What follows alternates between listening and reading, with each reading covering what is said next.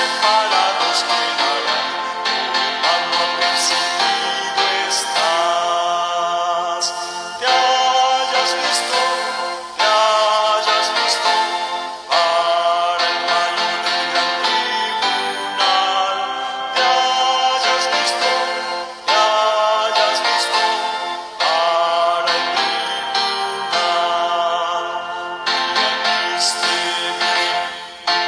Día triste, cerca está, cuando pecadores nos conozca el juez vendrá, cuando apercibido estás. Te hayas visto para el fallo del gran tribunal. Te hayas visto para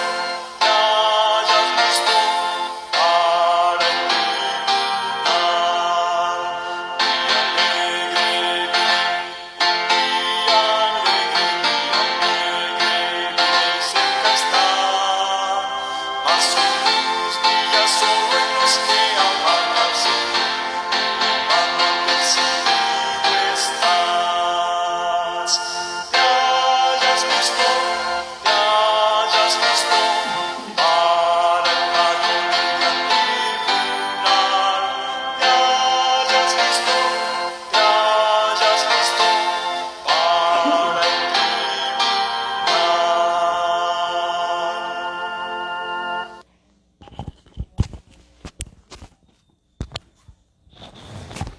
Un saludo para todos nuestros queridos hermanos y amigos que nos sintonizan en este programa de SMI Reforma El Salvador. Que el Señor pues pueda bendecirlos a todos. Para mí pues una alegría y un placer poderme dirigir a ustedes con un consejo de la palabra del Señor. Tenemos en esta mañana un tema que se titula El juicio durante el milenio. Es muy interesante, hermanos, poder analizar esto, porque hay personas que hacen las preguntas y dicen, ¿y para qué? ¿Para qué va a haber juicio después durante el milenio? Eso vamos a meditarlo con la luz de la palabra del Señor. Antes de meditar en este tema, los invito a que hagamos una oración. Oremos. Padre, que moras en las alturas de los cielos, Señor, te agradecemos en esta mañana por la vida que nos concedes y la oportunidad que nos das de poder meditar en tu santa palabra.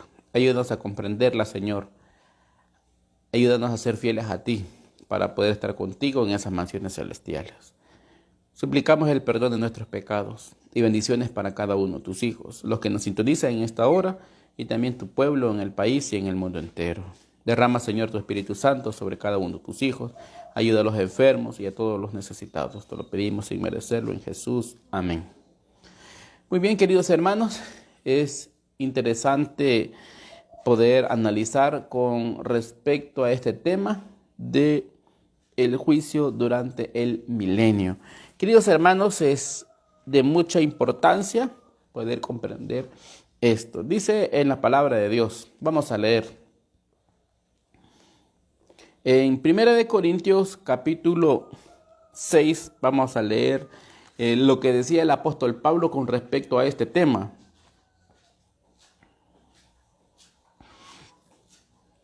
El versículo 2 y el versículo 3 de 1 Corintios 6. Dice la palabra de Dios de esta manera. ¿No sabéis que los santos han de juzgar al mundo? Y si vosotros vais a juzgar al mundo, ¿seréis incapaces de juzgar casos de menor importancia? El versículo 3 dice, ¿no sabéis que hemos de juzgar a los ángeles, cuantos más las cosas de esta vida? Queridos hermanos, es muy importante poder comprender cómo pues la Biblia nos da la pauta con respecto al juicio. ¿Por qué? El juicio de Dios tiene etapas. Tenemos la primera etapa que se le llama el juicio investigador, que se da antes de la segunda venida de Jesús.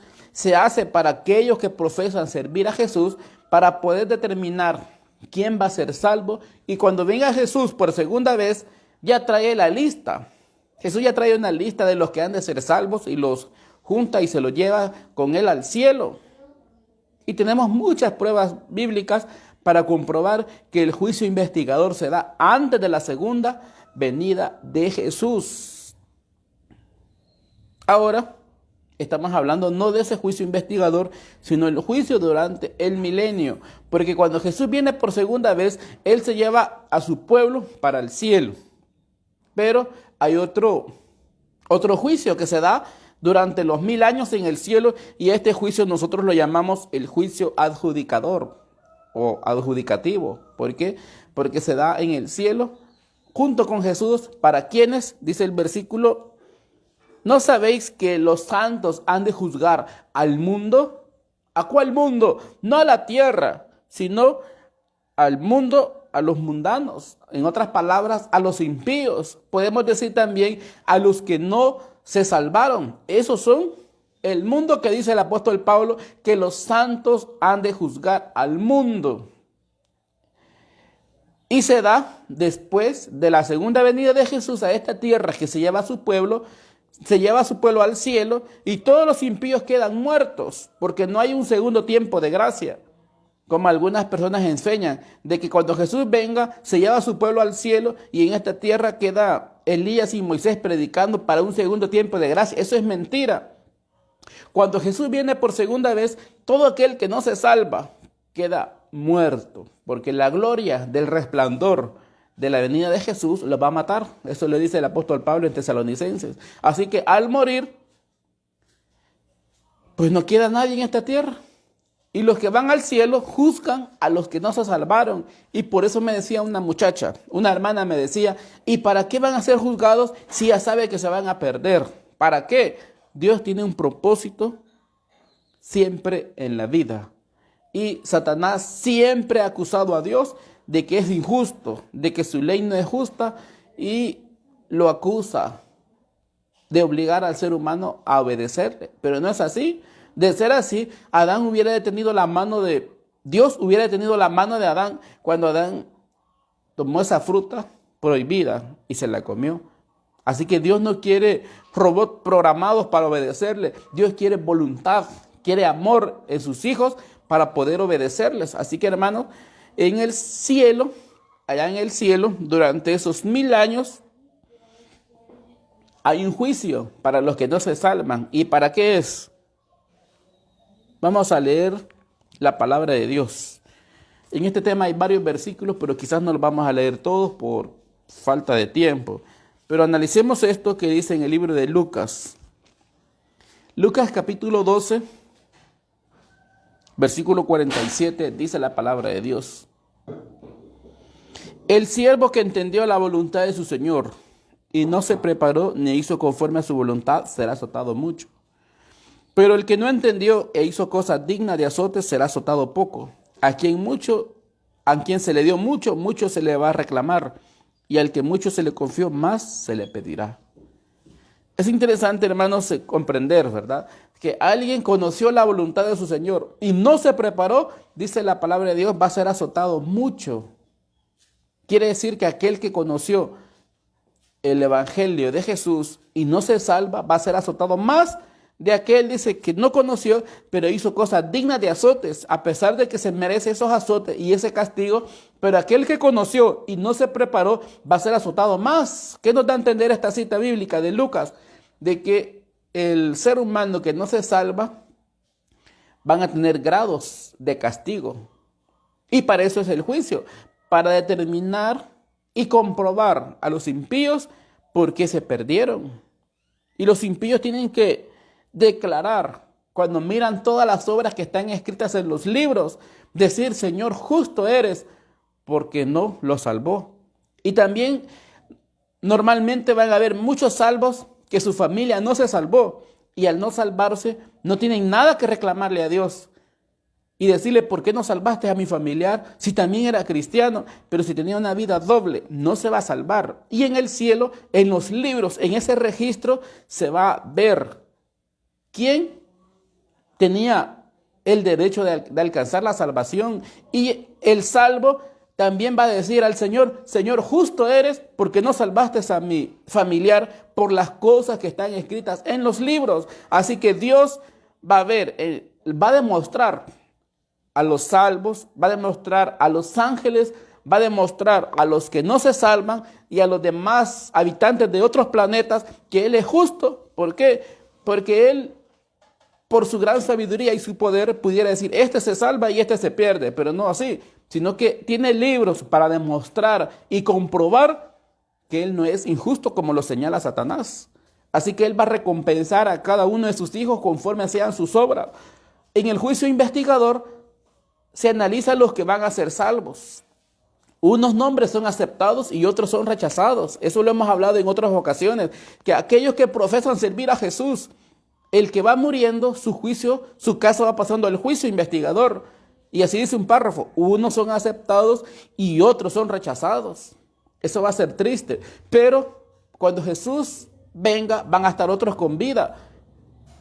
Y los que estén con vida para la venida de Jesús, su juicio va a ser en vida, pero cuando empiece la ley dominical, hasta que empiece la ley dominical, su juicio va a ser tomado en cuenta para ver si en verdad merece la salvación. Pero después de 1000 años, el juicio es para los que no se salvan, para determinar el castigo y comprobar a todos los seres del cielo, los salvos y los ángeles, por qué no se salvaron. Dios tiene un propósito. Ese juicio que se da en el cielo no cambia nada. Porque él me decía, ¿y para qué? Si ya se sabe que se va a perder. Tampoco no cambia nada. Ese juicio en el cielo solo es para determinar el castigo de los que no se salvaron. Para eso es. Se hace el juicio no para decir, bueno, a este le faltó un poquito, ayudémosle, como hacen las profesores hoy en día con algunos alumnos que tienen preferencia. Tal vez se sacó 5 y dice, le vamos a ayudar, le vamos a poner 6 para que pase la materia. Ese juicio en el cielo no va a servir para nada al que no se salvó. Tiene que ser ahora la preparación, porque el que no se salva, ahí terminó todo. Y solamente se hace juicio adjudicativo para determinar el tiempo de castigo. Vamos a leer lo que nos dice la matutina. Tenemos una matutina que estamos estudiando en esta página de SMI Reforma El Salvador y nosotros la conocemos aquí como El Rey Viene, pero también se llama Maranata. La que corresponde para esta mañana, la lectura de noviembre 23 en este año 2020, dice así: durante los 1000 años que transcurrirán entre la primera resurrección y la segunda, se verificará el juicio de los impíos. El apóstol señala este juicio como un acontecimiento que sigue al segundo advenimiento. Así que este juicio se dará, dice, durante los 1000 años, entre la primera resurrección general de justos, que lo estudiábamos un día de estos, la semana pasada, y también con la segunda resurrección que presenta el apóstol Pablo, que es la de los impíos. Hay un lapso. Juan habla de aquellos que hicieron lo bueno, van a resucitar para vida, más los que hicieron el mal para condenación. San Juan 5, 28 y 29. Ese tiene un lapso de diferencia de 1000 años. Los que hicieron el bien es la resurrección general de los justos cuando Jesús venga, y la de los impíos después de 1000 años. Así que durante esos 1000 años se verifica, dice, este juicio en el cielo. Por eso que el apóstol Pablo da consejo en 1 Corintios 4, 5. Vamos a leer esta declaración. Dice, no juzguéis nada antes de tiempo hasta que venga el Señor, el cual sacará a luz las obras encubiertas de las tinieblas y pondrá manifiesto los propósitos de los corazones, según 1 Corintios 4, 5. Así que, hermanos, en ese momento va a salir a luz todo. ¿Por qué? Porque Dios tiene libros. Tiene el libro pues de memoria donde están escritas las obras buenas de los que reverencian el nombre de Dios. Eso lo dice Malaquías 3:16. También tiene libro de la vida que el apóstol Pablo presenta, que son aquellos que están al servicio de Dios y colaboran en su obra. Aquello que ya se bautizó, creemos que su nombre pasa al libro de la vida. Estar en el libro de la vida implica que se va a salvar, pero en Apocalipsis dice que de ese libro de la vida puede ser borrado. Hermanos, si nosotros nos bautizamos y colaboramos en la obra de Dios, pero no andamos conforme a la voluntad de Dios, nuestro nombre puede ser borrado. Dios tiene un borrador ahí para borrar ese nombre del libro de la vida y ya no estar en la lista de los que han de ser salvos. Pero también tiene un libro de la muerte, donde están todas las obras malas de los hombres. Ahora mi pregunta es, según nuestra vida, cada uno de nosotros hágase un examen. ¿Cuál libro tenemos más lleno? ¿El libro donde están las obras buenas o el libro donde están todos los pecados? Casi podemos decir todos a una misma voz que quizás tenemos más lleno ese libro de la muerte, pero necesitamos arrepentirnos. Vamos a seguir la lectura. Daniel declara que cuando vino el anciano de días se dio el juicio a los santos del Altísimo, según Daniel 7:22. Así que todo aquel que forme parte del grupo que se salvó, cuando Jesús venga, dice, ese juicio se le da a los santos del Altísimo. En ese entonces reinarán los justos como reyes y sacerdotes de Dios. Juan dice en Apocalipsis 24:6, dice, vi tronos y los que se sentaron sobre ellos, los que recibieron facultad o autoridad o poder para juzgar. Y serán sacerdotes de Dios y de Cristo y reinarán con él 1000 años. Entonces será cuando el que está predicho por Pablo, los santos han de juzgar al mundo, o sea, a los impíos. Cuando lleguen pues al cielo, dice Juan, pudo contemplar la visión. Dice, vi tronos y todos los que se sentaron en esos tronos que tenían la facultad o la autoridad de poder juzgar a quienes, a los que no se salvaron, no para cambiar algo, no para interceder y decir, Señor, aquí te equivocaste en esta persona, no, solamente para determinar el tiempo que han de ser juzgados y que los salvos digan, Señor, justo eres. ¿Por qué no lo salvaste? Por todas las oportunidades que están en esos libros. En esos libros está el registro de cada llamado que Dios hizo a los que no se salvaron, de las oportunidades que tuvieron para que se pudieran salvar, de todos los cuidados de los ángeles para que pudieran conocer el evangelio, de las invitaciones que hicieron los santos a arrepentirse y a caminar de acuerdo a la voluntad de Dios. En los libros está todo. Así que dice que en ese momento se va a cumplir lo que dijo el apóstol Pablo en 1 Corintios 6:2. Los santos han de juzgar al mundo. Dice la lectura. Junto con Cristo juzgan a los impíos, comparando sus actos con el libro de la ley, con la Biblia, y faltando cada caso en conformidad con los actos que cometieron por medio de su cuerpo. Entonces lo que los malos tienen que sufrir es medido según sus obras y queda anotado frente a sus nombres en el libro de la muerte. Así que, queridos hermanos, ¿quién está también presente? Jesús. Dice, todos los santos juzgan a los impíos junto con Jesús. ¿Qué están haciendo? Comparando sus actos. Están comparando su vida. ¿Y con qué la comparan? Con la ley de Dios. Lo comparan con la Biblia. Cuando en la ley de Dios dice, ¿verdad?, que hemos de ser juzgados con la ley de la libertad, dice Santiago. Hermanos, todos los impíos son juzgados, dice, conforme a la ley y conforme a la Biblia. También dice, Satanás y sus ángeles malos son juzgados por Cristo y su pueblo. Pablo dice, 1 Corintios 6:3, ¿no sabéis que hemos de juzgar a los ángeles?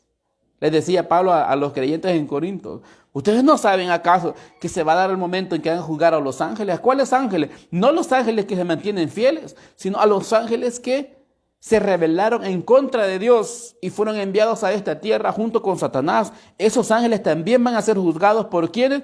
Por los santos.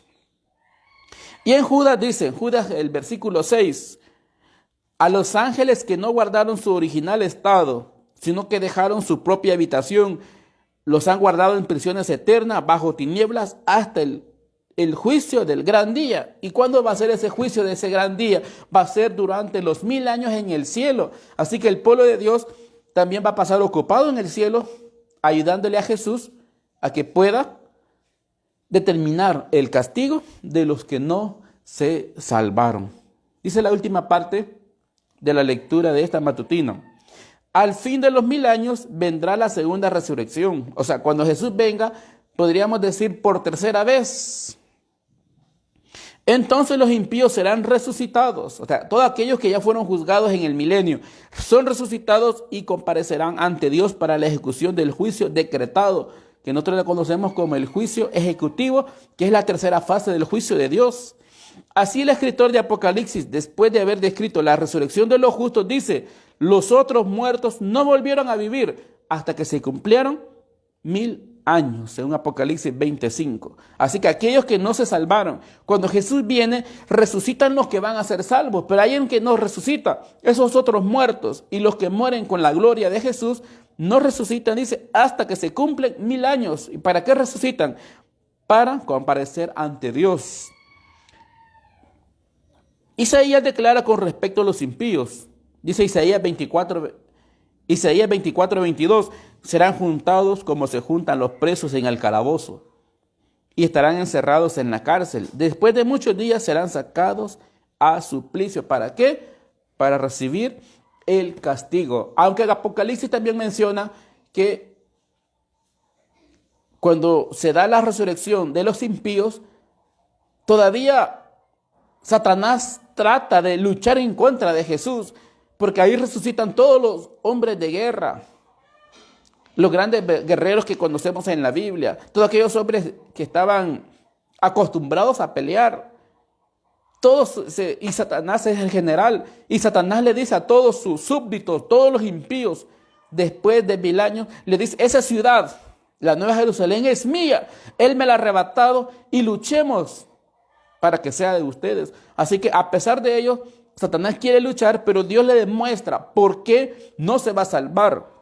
Y dice la Biblia de que Jesús levanta las manos al cielo, Apocalipsis 20, y desciende fuego y los consume a todos. Y todos sufren el castigo final conforme fueron sus obras. Así que, queridos hermanos, ahora que tenemos vida, tenemos la oportunidad de prepararnos para estar entre el pueblo que ha de estar en el cielo juzgando a los que no se salvaron. Si no somos nosotros, a nosotros nos van a juzgar. Y por el conocimiento que tenemos, el castigo es todavía 10 veces más de los que no conocieron el Evangelio. ¿Qué es lo que nos toca a cada uno de nosotros, hermanos? Es prepararnos, luchar al lado de Jesús, luchar en contra del pecado y vencer el pecado para estar entre ese grupo de que ha de haber un día Jesús para una vida eterna. Que el Señor pues pueda bendecir su palabra, pueda bendecir a cada uno de los hermanos y amigos que sintonizan este programa. Pueden hacer sus preguntas, que en su debido momento también se pueden dar más respuestas. Que el Señor pues pueda bendecirlos a todos, es mi deseo, en el nombre de Jesús. Amén. Vamos a finalizar con una oración. Oremos. Padre que moras en las alturas de los cielos, Señor, en esta hora de la mañana te damos las gracias por la vida que nos concedes. Gracias por la oportunidad que nos das de conocer tu palabra. Te suplicamos, Señor, que tomes control de nuestras vidas, para que nos ayudes con tu Espíritu Santo a aprender a hacer tu voluntad y poder formar parte del grupo de salvos, Señor, que han de estar contigo en esas mansiones celestiales. Ayúdanos, dirige nuestras vidas y nuestros pasos, nuestros pensamientos, Señor, para estar en el cielo. Ayúdanos a ser fieles a ti, Señor. Solos no podemos, somos inclinados al mal y al pecado, pero ten misericordia de cada uno de nosotros. Bendice a cada uno de los hermanos y amigos que sintonizan este programa. Que tu palabra, Señor, sea como una semilla que un día pueda dar un fruto para vida eterna y comprender, Señor, cuál será el castigo para aquellos que no se preparen. Te suplicamos por los enfermos de tu pueblo, como el hermano Timoteo Rivera de la iglesia de Intipucá, que está sufriendo, Señor, el virus que azota este mundo. Y así también a otros que piden oraciones. Tú conoces, Señor, los casos, los dejamos todo en tus manos para que sea de acuerdo a tu voluntad. Te lo pedimos, Señor, sin merecerlo, en el nombre de Jesús. Amén. De esta manera, hermanos, hemos finalizado, esperando que el Señor pueda bendecirlos y los esperamos para el próximo programa.